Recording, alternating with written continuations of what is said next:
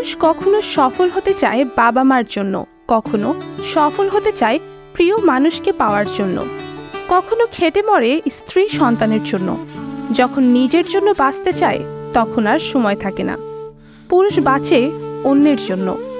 ছোটবেলা থেকেই শেখানো হয় ছেলেরা কাঁদে না। তুমি মেয়ে নাকি, কাঁদছো কেন?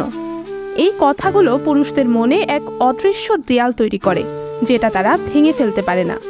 তাদের দুঃখ, কষ্ট এবং একাকিত্বের অনুভূতি লুকিয়ে রাখতে হয়। পুরুষদের জীবন যেন অন্যের জন্যই নিবেদিত। ছোটবেলা থেকেই তাদের শেখানো হয় একজন পুরুষকে হতে হবে শক্তিশালী, নির্ভীক এবং নির্ভরযোগ্য। পরিবারের দায়িত্ব, সমাজের প্রত্যাশা সবই যেন তাদের কাঁধে। একজন পিতা তার সন্তানের জন্য নিজের সব স্বপ্ন ত্যাগ করে দেয়। একজন স্বামী নিজের সকল ইচ্ছে বিসর্জন দেয় স্ত্রীর সুখের জন্য। তাদের এই ত্যাগ অনেক সময় অদেখা থেকে যায়।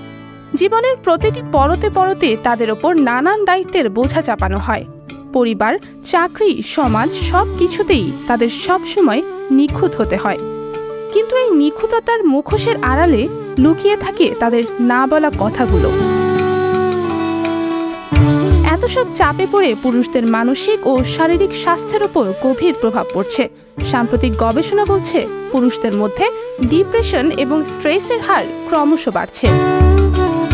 এই সময় ডেস্ক রিপোর্ট।